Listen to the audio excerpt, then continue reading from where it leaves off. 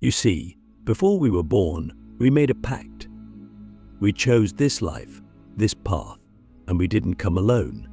Spirit guides are real, not because we believe in them, but because they believe in us. They've been watching since your first breath. They've walked with you through your darkest nights.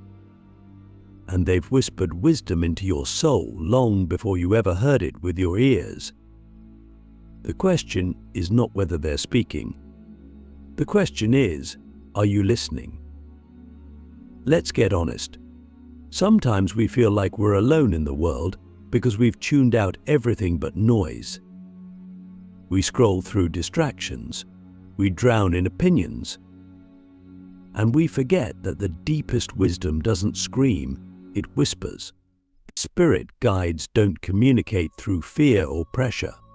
They speak through resonance, through signs that bypass your logic and go straight to your soul. And once you learn how to recognize those signs, everything changes. Your life begins to sync. Things click, paths open, and suddenly you're not wandering, you're walking with purpose. The first sign your spirit guides are trying to contact you is repetition. And I don't mean routine, I mean sacred patterns. You start seeing the same numbers over and over: 111, 333, 555. You hear the same phrase from 3 different people in one day. A symbol shows up in your dream, then on a billboard, then in a book. That's not coincidence, that's divine coding. Spirit guides use repetition because they know your conscious mind needs proof. And they're patient. They'll keep sending the same message until you stop brushing it off as random and start receiving it as intentional. Click subscribe to this channel to get more profound insights. But to receive it, you have to slow down. You have to be present. The second sign is a shift in your energy sensitivity. But suddenly, you can't tolerate certain environments.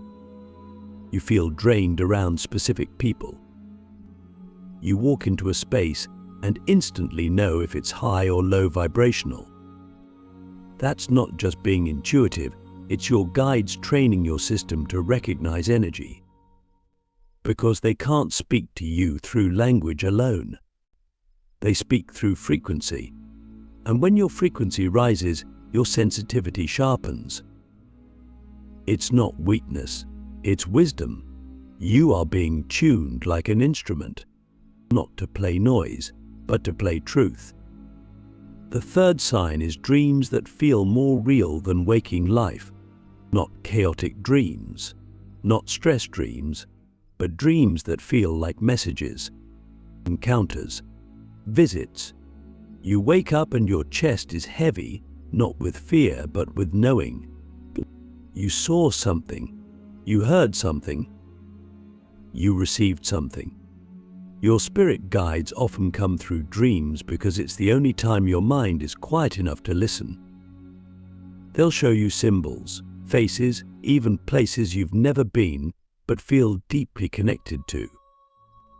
And the more you honor those dreams, by writing them down, meditating on them, asking for clarity, the more vivid they become. Until eventually you realize your dream world is not just imagination, it's communication. Have you ever been in the middle of a decision, unsure, and suddenly you feel an overwhelming sense of peace guiding you one way over another? That's the fourth sign, inner nudges that defy logic. Spirit guides don't always offer explanations, they offer direction. You'll feel suddenly pulled to call someone out of the blue, drawn to a book you weren't looking for, moved to visit a place for no clear reason. And then later, you realize it was exactly what you needed. That's not your mind. That's your guide moving your energy into alignment before your mind can interfere. The more you trust those nudges, the more aligned your life becomes. But trusting requires breaking the habit of doubt. We've been trained to second-guess ourselves, to rely on external authority, to play it safe. But the fifth sign your spirit guides are contacting you is disruption. Things stop working. The plan goes off the rails. A relationship ends. A job disappears. And at first it feels like everything is falling apart. But it's not. It's falling into truth. Your guides will allow destruction if it protects your destiny. They're not here to coddle your ego. They're here to protect your soul. And sometimes the only way to get you to move is to break what's keeping you stuck. So when your life feels like it's in free fall, ask yourself, what truth is trying to break through? What part of me is being asked to rise? What have I been ignoring that now demands my full attention? Your guides will shake your world to awaken your spirit. And once you start listening, the sixth sign becomes impossible to ignore: synchronicity. A friend randomly mentions a book that answers a question you've been sitting with. A stranger says something that feels like it was meant just for you. You think of someone and they call. These are not accidents. These are alignments. Your spirit guides orchestrate these moments to remind you that the universe is not distant. It's dancing with you. But the most powerful sign your guides are reaching out is the one we often resist the most: silence. Not from the world, from within. You sit down to meditate and everything goes still. No thoughts. No noise, just presence. At first, it feels like nothing is happening. But if you stay long enough, you'll notice something subtle: a shift, a warmth, a memory you didn't expect, a phrase that floats into your awareness. That's not your imagination. That's your guide speaking through stillness. Not every message comes in words. Some come in waves. And if you can sit through the silence, you'll feel the message land in your soul, not your ears. We've been taught to search outside ourselves for guidance. But spirit guides don't live in the sky. They live in the spaces between your breath, the moments between your thoughts, the pauses between your prayers. They are not distant, they are devoted. But you have to meet them halfway. You have to stop living on autopilot. You have to stop numbing your intuition. You have to stop pretending you don't feel what you feel. Because the truth is, you do. You've always felt it. You just didn't know what to call it. So let me ask you a question only your soul can answer. What are you pretending not to know? What messages have been following you, waiting for you to finally listen? What would happen if you stopped running from the signs and started walking toward them? What would your life look like if you lived like you were guided? Not just sometimes, not just when it's easy, but all the time. In every choice, every word, every pause. Because here's the reality: you are not alone. You never were. Those chills on your skin, that whisper in the back of your mind, that dream that won't go away, that strange timing that keeps repeating. These are not random. These are reminders. You are guided. You are supported. You are seen. And the moment you begin to live from that truth, the magic multiplies, and the signs become louder, the path becomes clearer, and the fear begins to fade. Your spirit guides are not here to save you.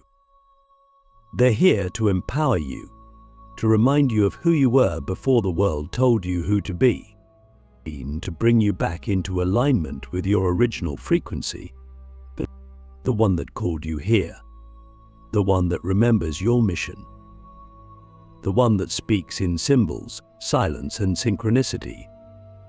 And now, more than ever, it's time to listen.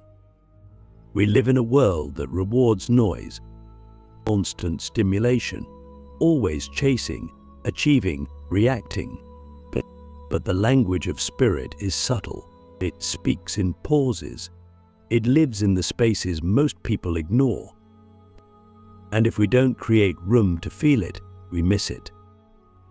That's one of the greatest tragedies of modern life, not that we're disconnected, but that we're too distracted to notice we were always connected. Your spirit guides are not waiting to be summoned. They're already here, but they will never force their presence. They only respond to invitation, and that invitation is made through awareness. There are moments in your life that seem insignificant at first, but later you look back and realize they were everything. That stranger who smiled at you when you felt invisible, that delay that saved you from something dangerous, or that book that fell off the shelf just when you needed it. We call them miracles. But what if they're just messages in motion? Your guides don't need to perform magic tricks. They just need you to notice. Because once you start noticing, you recalibrate your entire frequency. You stop seeing the world as random and start seeing it as alive, responsive, intelligent, and that changes everything. One of the most misunderstood aspects of spirit guide communication is how physical it can be. We assume it's all dreams and downloads, but often the body is the first place the message lands. Have you ever had a sudden chill for no reason? A pressure on your shoulders? A warmth in your chest when you're thinking about a decision? That's not random, that's energetic feedback. Your body is a spiritual instrument, and your guides are constantly tuning it. When you ignore your body, you ignore the first layer of guidance. But when you learn to listen to your body as a sacred antenna, you realize that every sensation is a conversation. Sometimes the signs are so strange that we doubt them. A feather in your path when you're thinking about someone you lost. A flickering light when you're in deep emotion, seeing the same animal over and over in different places. These are not hallucinations. They're signals. Spirit guides use the natural world as a mirror. They'll send you animals as messengers, owls for wisdom, butterflies for transformation, crows for ancestral guidance. They'll manipulate the physical world in small ways to get your attention. And the question isn't whether it's real. The question is, what does it mean to you? Because spirit guides don't speak in universal language. They speak in your language, through your symbols, your memories, your personal myth. What I've learned is that the more you acknowledge the signs, the more they show up. Spirit communication is relational. The more you engage, the stronger the connection becomes. It's like strengthening a muscle. At first it feels vague, then it becomes visceral, and eventually it becomes so clear that you no longer question it. It becomes part of how you live, not separate from your life, but woven into it. You ask for guidance and receive it. You follow your nudges and doors open. You stop forcing and start flowing, and your life becomes a living prayer. But let me be honest, there are times when the guidance feels silent, when you ask for a sign and get nothing, when you feel like you've been left on red by the universe. That silence is not absence. It's alignment recalibrating. Sometimes your guides go quiet because you already know the answer. Sometimes they step back to see if you'll trust your own wisdom. Sometimes the silence is the message. They're called to deepen, not distract, to ground, not grasp. And in those moments you must ask yourself the deeper question, do I only trust when I feel held? Or can I trust even when I feel alone? Because trust is the key to unlocking the guidance that never left. Your guides don't need you to be perfect. They need you to be present, honest, willing. They need you to stop pretending you don't feel what you feel. They need you to stop waiting for a lightning bolt and start honoring the whisper. That whisper that says leave, call, rest, create. That's the voice of your soul echoed by your guides. And when you follow it, even when it doesn't make sense, you activate a frequency that reshapes your entire path.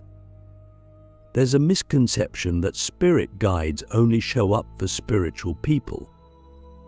That you have to meditate for hours, eat vegan, wear crystals. But your guides don't care about your image. They care about your integrity. They care about your alignment. They care about your soul remembering why it came here. And they will use whatever tools they have to wake you up. A song lyric you can't get out of your head. A breakup that shatters your illusion. A child's question that pierces your heart. These are not random.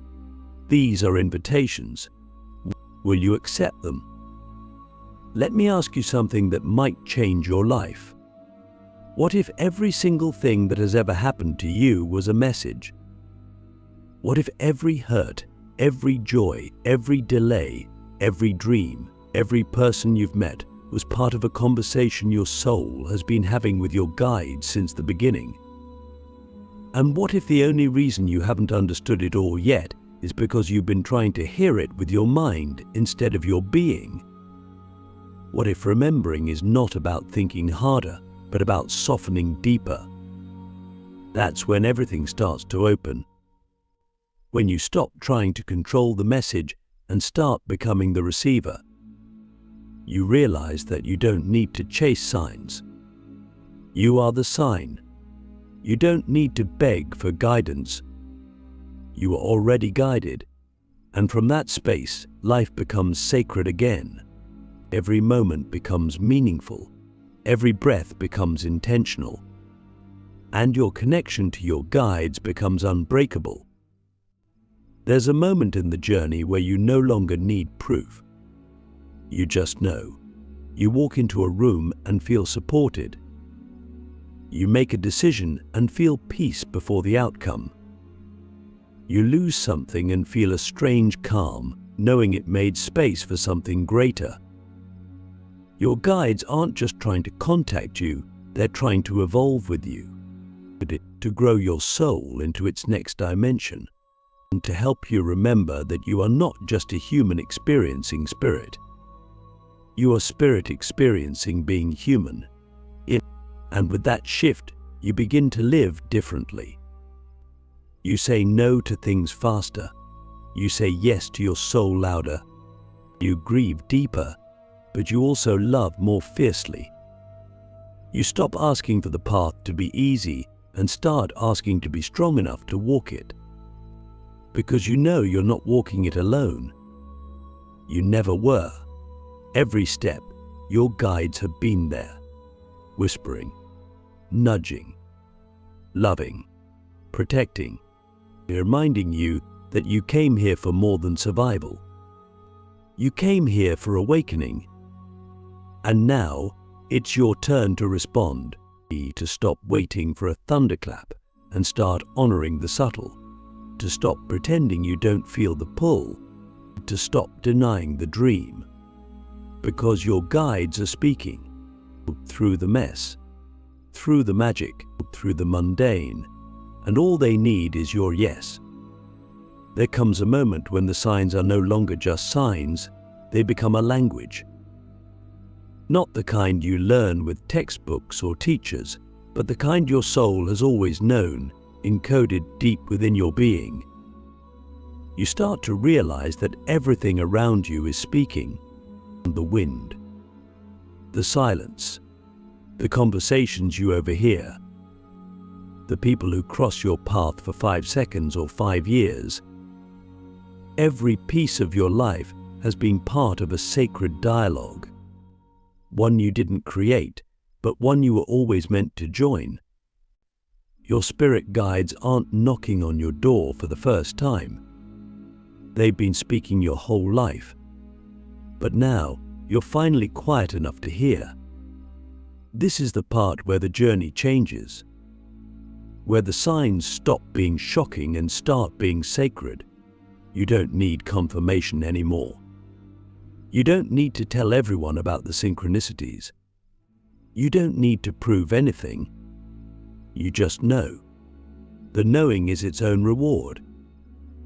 It's not about becoming special. It's about becoming responsible. When you know you're guided, your choices carry more weight. You stop walking through life asleep. You stop acting out of fear or habit.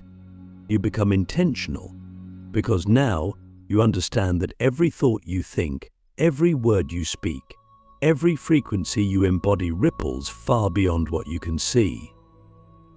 There's a power in that awareness, a deep, grounded power that doesn't need to perform. You move through the world with calm certainty, not because you know what's coming, but because you know who walks with you. That's when the real transformation begins. You start to align your life around the guidance you receive, not just in big decisions, but in the smallest moments. What you eat, how you breathe, who you share space with, what you allow into your energetic field. You begin to live not just with your eyes open, but with your soul open. But this kind of clarity has a cost, and your guides will make sure you face it. They'll ask you to release what no longer serves you, not later. Now, that relationship that drains your light, that job that suffocates your truth, and that habit that keeps you numb. You can't be fully guided and halfway committed to your own self-sabotage. Your guides love you too much to let you stay comfortable in a cage. They will disrupt your patterns. They will shake your foundations, not to punish you, but to free you. They know the version of you that's waiting on the other side of your fear. And they're not interested in helping you maintain the illusion of a small life. That's why the signs intensify the closer you get to your truth. You'll feel more. You'll dream more. You'll cry more. You'll release more.